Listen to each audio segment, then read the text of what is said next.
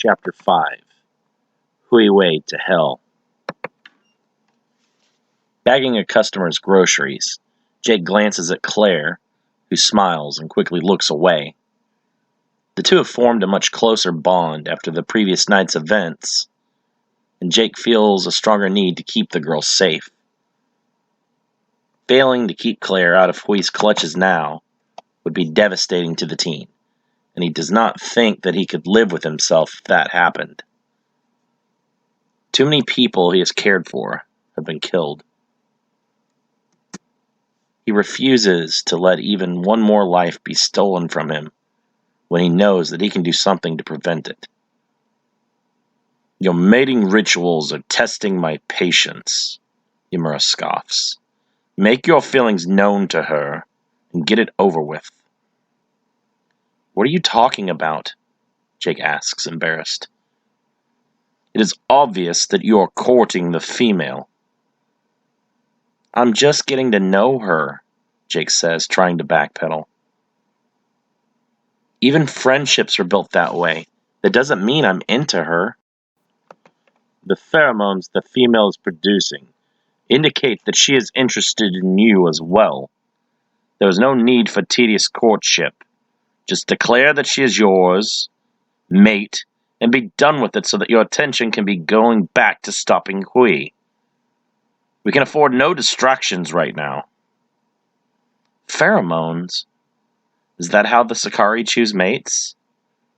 That is how all creatures choose their mates. We Sakari are just more open about the role hormones play in steering the decisions we make, rather than being overly emotional like you humans. Was it really just hormones between you and Eliel? Do you mean to tell me there was no closer bond or love? I don't buy it. I felt the strong emotion in your memories. Stay out of my memories, Yamura growls, receding into the darkness of Jake's subconscious. Oh, come on, Yamura. Don't clam up on me. I've shared your memories just as you shared mine. I know that she meant more to you than some lame chemical process. I do not wish to have this discussion with you, Yamura growls. Not now, not ever.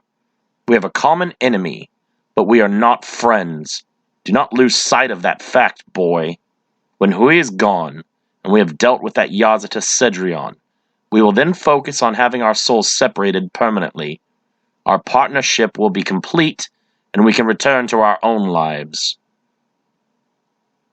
Jake sighs, returning his attention to the outside world. Yeah, I get it, he whispers. Eliel was Yamura's mate long ago, before the Sakari began their invasion of the human world. She was an attendant to Yamura's elder sister Inyana, and was a gifted magician in her own right. Because of the betrayal of Inyana and her ambitious mate Marduk, Eliel was deemed a liability, and killed by the rogue Yazata named Gadriel. When Yamura and his teacher Ashkelon discovered her body, there was no life remaining. The pain or anger have never lessened for Yamura, and his hatred burns stronger than ever before for those who betrayed his family. For his part in killing Yamura's mate and his father, Hui will pay. You ready to take a quick break and grab a bite to eat? Claire asks. Snapped abruptly from his thoughts, Jake is barely able to decipher the girl's words. Yeah, sure. He removes his apron and Claire places a closed sign on the conveyor belt of her lane. We're going on lunch break, she tells their manager, who sits behind the customer service desk, beside the cigarette stand, reading a newspaper. He raises a hand in acknowledgement, but doesn't seem to care much, not looking up. Sitting outside, Jake unwraps his sandwich. The teen's thoughts return to Yamura's past and the remaining threats before them. It took the sacrifice of Jake's mother Anne to bring Inyana down. He fears who will have to die in order to stop Hui. You're being awful quiet today, Claire says. Did I say something wrong last night? Jake thinks back, staying with Claire through the night to watch for any further kidnapping attempts. Spending time with her was nice and made him feel like a somewhat normal teen. I'm just processing what we're going to be doing as our first move against Hui. I don't want any oversights, but if we don't act fairly quickly, he'll make a move before us, and then we'll be on the defense again. As the former Grand General of the Sakari military, Hui is a gifted tactician. I'm not sure that even with all three of our minds working together, we'll be able to outsmart him. Jake sighs loudly in frustration. And even if we do outsmart him, we have no guarantee that Yamura can defeat him in battle. Because people like my brother have been making him stronger. Jake nods. Thousands of years ago, they were basically on equal footing, while Yamura spent most of that time trapped inside of costume jewelry. Hui has been gaining followers and building a successful cult around himself. To what extent their prayers have strengthened him is unknown, but we have to assume that he is significantly stronger. Claire is silent for a moment, reflecting on the misery her own brother has likely brought upon the world. She still finds it hard to believe that only a few years ago, she and Craig were inseparable. He was her hero. He was her best friend, her parent, and her protector. To think that he could hurt or kill people in the name of some monster he calls God tears her up inside. Jake notices the turmoil on Claire's face, and her eyes reddening. "We'll get through this," he says, putting a hand on her knee. "I'm going to do everything I can to save your brother, before he gets himself killed." His touch surprises Claire, but she doesn't flinch or pull away. Instead, the girl leans her head on Jake's shoulder and places her own hand atop his. "I'm scared he'll be past saving," she whispers. "Can someone really be beyond redemption? I've done so many horrible things. I've killed people. If you can be damned beyond saving, there's no hope for someone like me." "I've seen the compassion you have for others," Claire says, tugging at his shirt. "You want to do the right thing. Craig is choosing to kill people for power and greed. I don't even know if I can forgive him, let alone anyone else." Jake hopes that Claire is right, but in his heart he still fears that his past will always hang around his neck, pulling him slowly into the fire. The Hole, Hui's underground altar, December 3rd, 1998. Deep beneath the city of Brighton, Florida, the followers of Hui gather in worship and make final preparations for the revival of their patron. "My lord, the Sakari prepare for their next attack. I have been assured that they will not fail a third time," Cruzon says, kneeling before Hui's altar. "If all goes well and they are able to replenish their forces, they will be ready to strike again tonight. The doctor has pledged an additional 20 operatives for this assault. The Sakari commander is currently en route to negotiate his terms." "I no longer have any faith in the abilities of these half-breeds. Our only sure victory shall come with you leading the Sakari forces. You are my sword and my will in the human world. You are the only human I have any confidence remaining," the phantom voice of Hui says through his altar flames. Humbly, Cruzon nods. "As my father before me, and his before him, I live only to serve you, my lord." "If only your bloodline were suitable for hosting my spirit, I would have chosen you to become my vessel." "Your words are kind, my lord, but I am unworthy." Hui sighs. "This I know all too well. Your grandfather was even more devout to me than you, and gave his life, attempting to transfer my spirit into his body. He simply was not of a compatible lineage. Only certain human bloodlines are able to host other spirits, and we are left with Craig as our best suitable candidate." Disdain is heavy in the Sakari's voice. "He's not ideal for sure, but I scouted him well. Craig Delgado is the best fit of all the potential matches I could locate. The doctor's blood tests also confirmed that he is a match for being a vessel-ready host. Even so, he is weak. The boy has few skills to add to our union. I will not receive any substantial increase in power bonding to him, as Yamura has with his own host. I have done what I can in making sure your vessel has a basic understanding of hand-to-hand combat and simple spellcrafting. It's not ideal, but it's still far from the worst chance we could be left with. The tales of Yamura's recent exploits in the human world point to him being more powerful than ever before. If he was able to best Inyana, he must be at least 2 or 3 times as strong as he was when we last met. Do not sell yourself short, my lord. We have received the praises of devoted followers for hundreds of years or more. The power granted by prayer is greater than 1,000 years' worth of mere physical training. You are probably correct. There's likely nothing to worry about. Yet I know that we absolutely cannot underestimate Yamura. That bastard is an opportunist, and will exploit any opening we leave for him. Yamura has one weakness now that he did not have in your time that we can exploit. What would that be? Hui asks, intrigued. His time bound to the human boy Jake has softened his ruthlessness. I have multiple points of evidence to suggest that he will be shy from killing innocents, so as not to upset the morals of his host. That is surprising indeed, Hui whispers. In his prime, Yamura did not hesitate to kill any who stood in his path. I've advised Chigo to use as many civilians as he can as cover to prevent Yamura from fighting uninhibited. Attacking him in a crowded urban setting will put Yamura at a crippling disadvantage, if I am correct. In all of my years, I would never have guessed that Yamura's compassion would be the key to his defeat. Hui faintly recalls an instance where Yamura refused to kill non-combatants after being ordered to execute them. Perhaps this weakness was always present, but I was too focused on my own ambition to see. Your tactical genius could never fail to perceive an enemy weakness.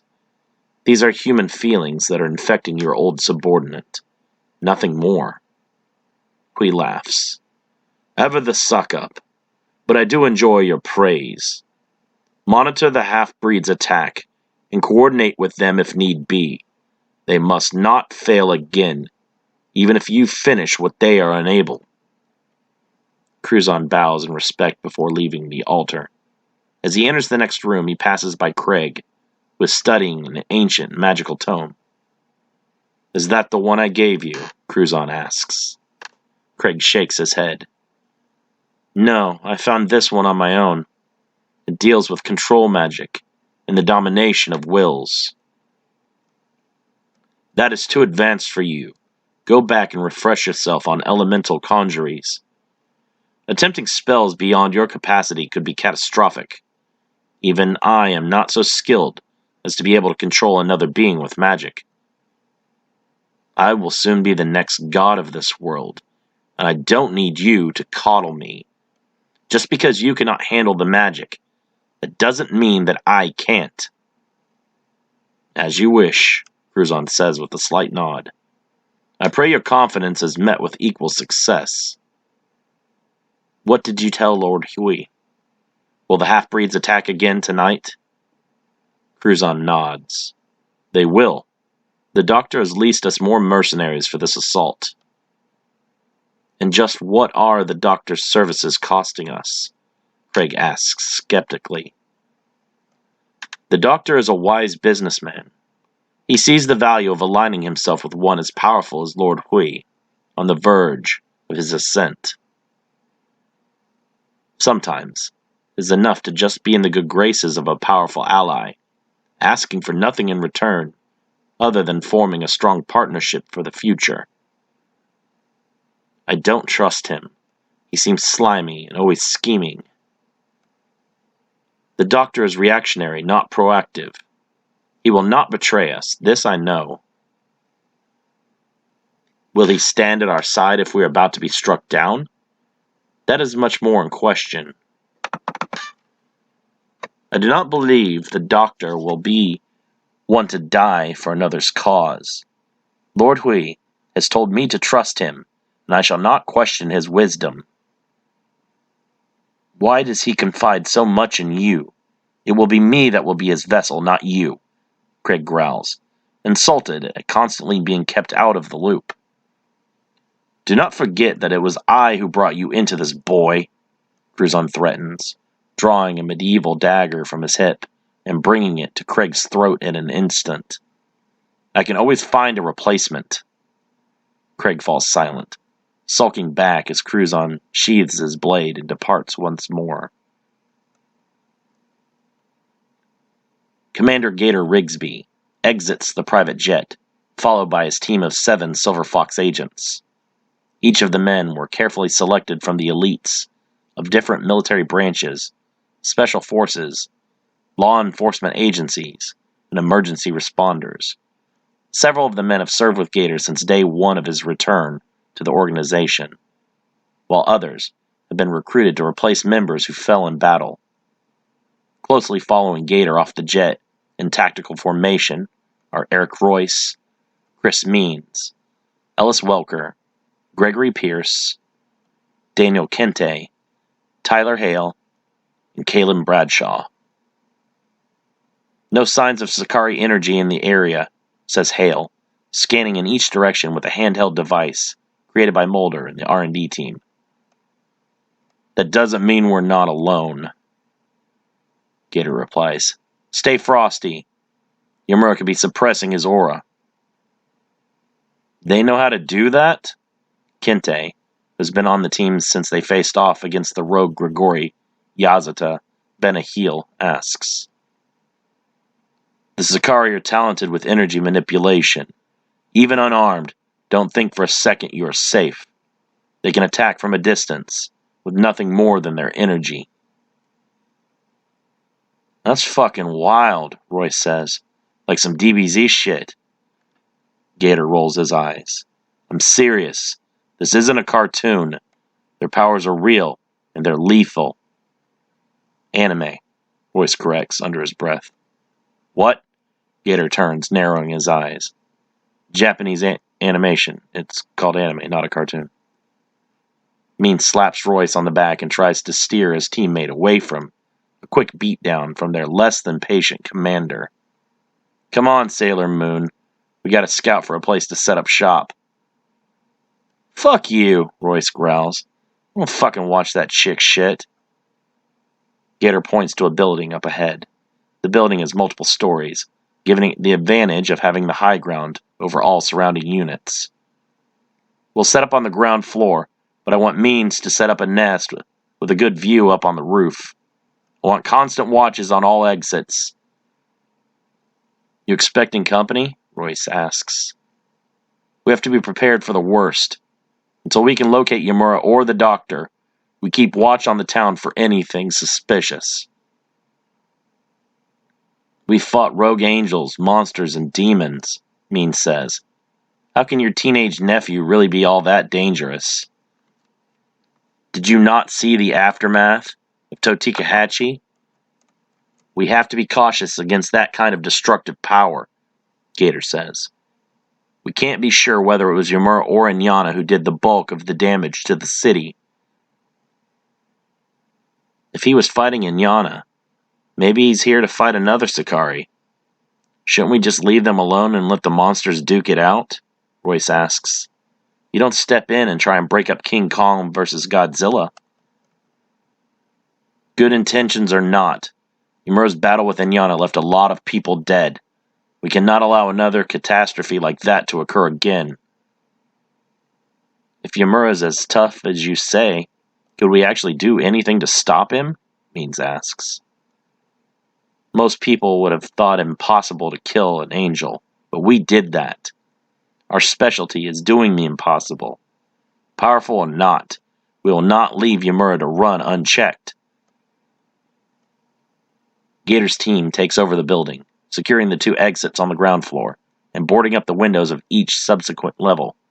On the roof, Means sets up and scans the town for anything out of the ordinary through his binoculars. He avoids looking through his scope after it's set up to avoid glassing and giving away his position. "I've got some movement at 2:30, Means says, still looking through his scope. "Sticking to crowds, but there are about 30 men all moving as a unit. They're packing serious hardware, too."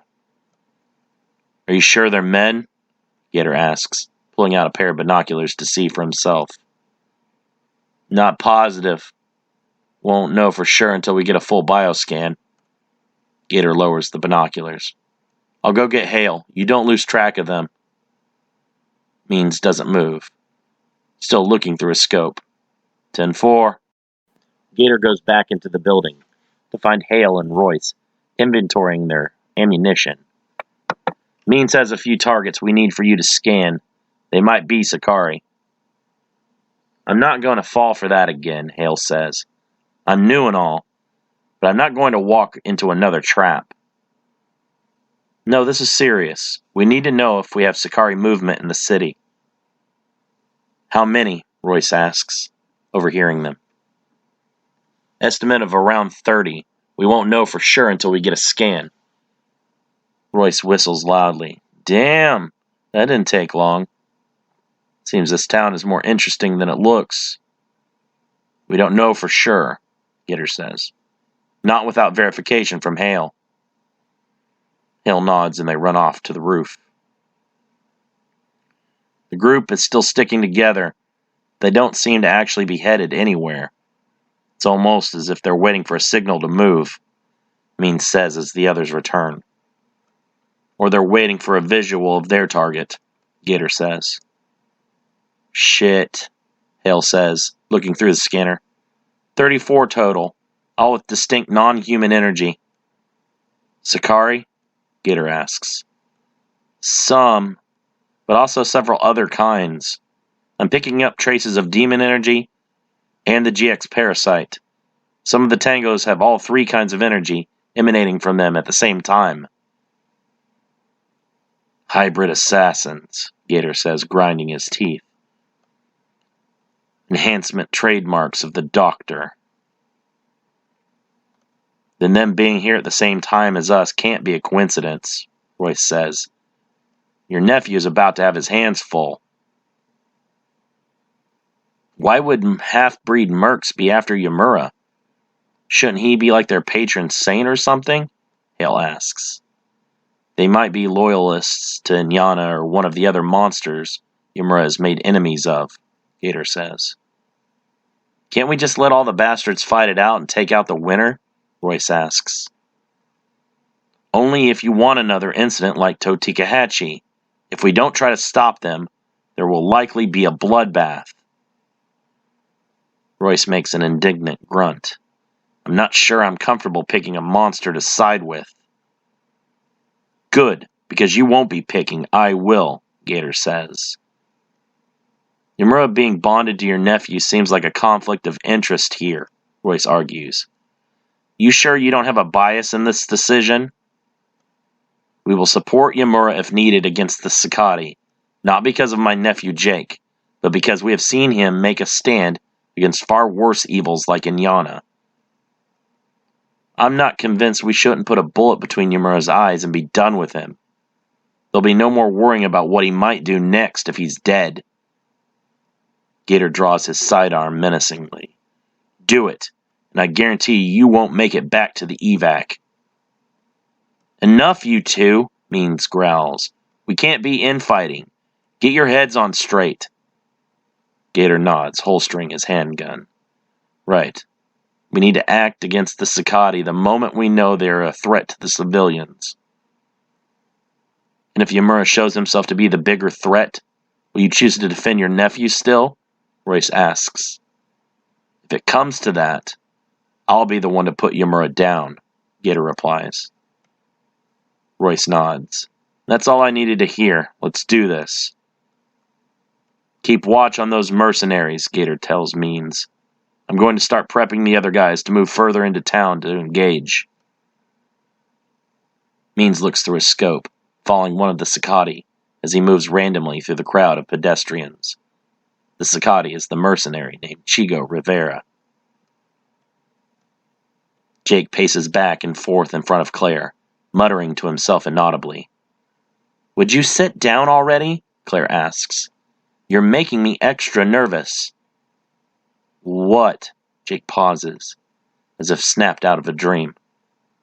Oh, sorry. You were strategizing with the demon inside of you, weren't you?" Jake nods. "Yeah, sorry. There are more enhanced mercenaries out there, and they won't stop until you're captured and I'm dead."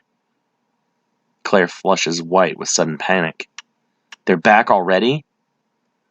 "They're still at some distance, but I can sense them gathering. It won't be long before they act. If even one of them survives, more will come again and again. This won't end until I kill them all or die trying."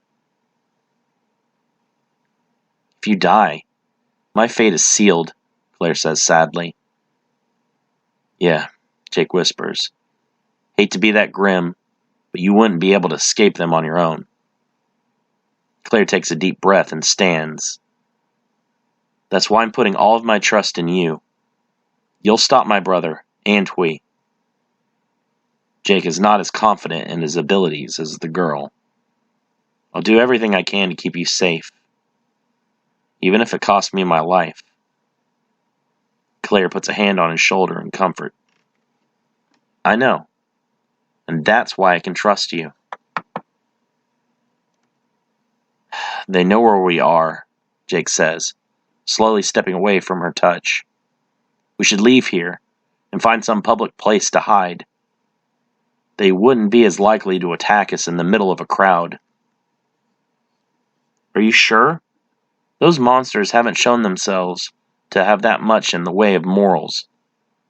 A few civilians killed in the crossfire wouldn't bother them much."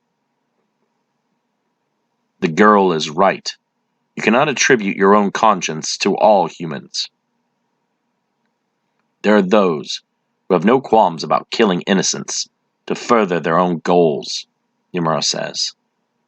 "What would you suggest instead? Staying here where they know where we've holed up before?" "We defended this location once. We could do it again. The enemy forces will not be as strong as before. If we kill them all this time and allow none to escape, it will be much more time before Hui can muster more resources to move against us." "Damn it," Jake mutters. "What's wrong?" Claire asks. "Seems you and Yamura are in agreement. I'm outnumbered. We'll stay here and wait for the enemy to make the first move."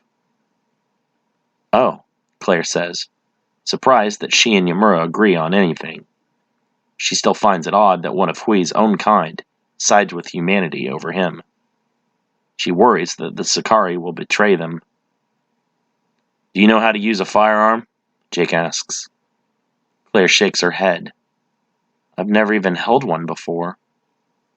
Jake picks up a handgun from one of the slain mercenaries earlier and ejects the magazine to check how many bullets remain.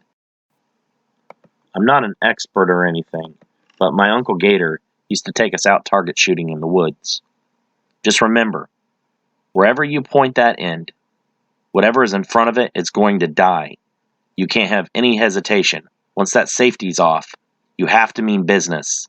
If you don't shoot first, you're going to be Hui's plaything." "Okay," Claire whispers, taking the gun. "I hope you don't have to use it, but just in case I'm overwhelmed, you need a backup plan." He stops, not wanting to say aloud what he's thinking. Claire follows his train of thought. If you die, it'd be better for me to kill myself than allow for Hui to get a hold of me. I can't ask that of you, Jake says, struggling. But if it were me, I would seriously consider it an option. If you're dead, Hui can't use your blood for his revival. It wouldn't stop him, but it would delay his return and make your brother useless in his vessel. They would have to start from scratch, finding a new candidate. Claire sighs loudly, sitting back down. It's pretty heavy. I never thought that I might have to kill myself to stop some evil demon from taking over the world. I'd swap with you if I could. I wish you weren't in this position. It sucks. There really isn't much of a silver lining to any of this. Even if we both survive, Hui won't stop. He'll eventually rebuild his forces, and come after us again. Your bedside manner is terrible, Claire says, trying to force a laugh. Our alternative is killing Craig. I know you don't want to hear that, but it would be our quickest and most surefire way of removing him as a threat. You can't kill him, Claire pleads. He's all I have left. I can't lose him.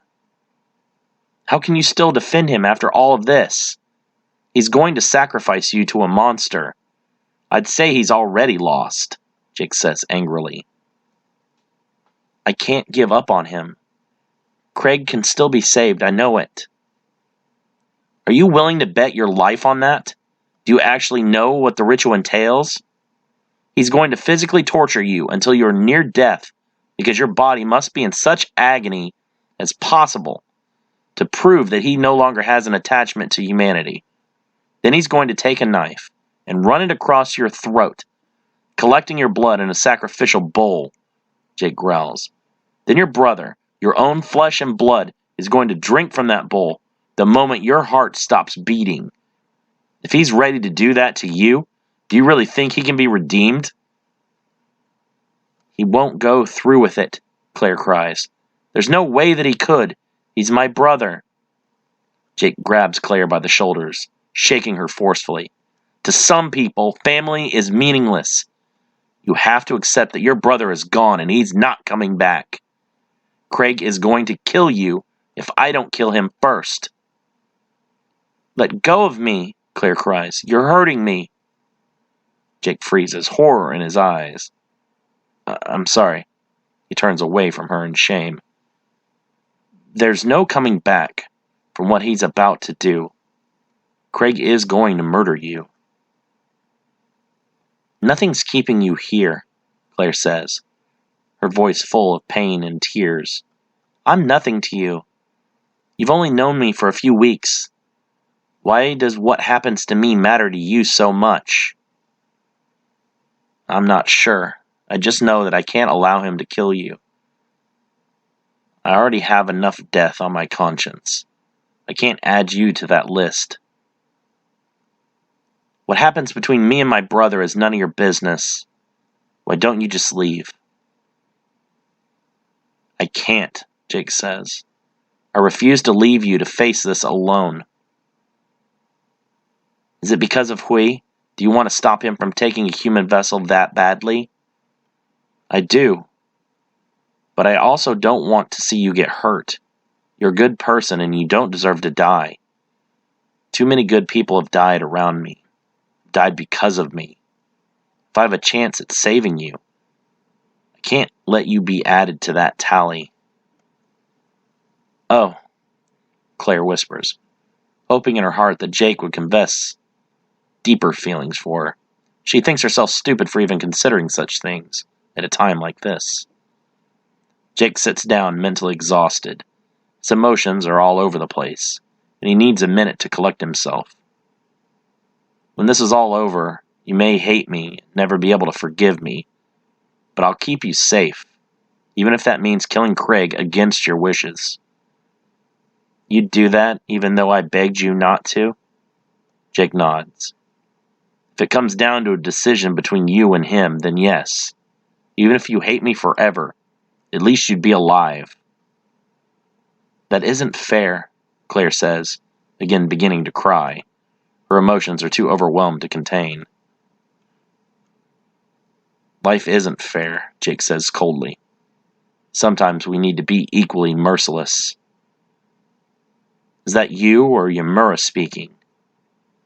Does it matter? Even if it had been Yamura, I still feel the same way.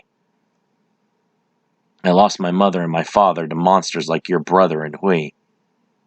I've been run out of towns, and chased relentlessly by the police and FBI for things that I had no control of. I have no delusions about life or goodness anymore. It comes down to one thing, and one thing only at the end of it all: survival. We're going to survive, not Hui or any of his minions. That includes your brother. Claire has never seen Jake so dark and cynical before, and is unnerved. There's still good in the world, and in my brother. I have to believe that. I hope you're right, but right now I can't chance that. I see the good in someone like you, and I desperately want to preserve that. The world would be even a more terrible place without the light of people like you in it. Without the light of good people, people like me who teeter on the precipice of darkness would be completely consumed. Claire slides in closer, forgetting her previous unease. She takes Jake's hands into her own. We're going to survive this, and we're going to prove that good things can still happen to people like us. We'll make our own light in the dark. Jake laughs, almost in tears himself. Look at me.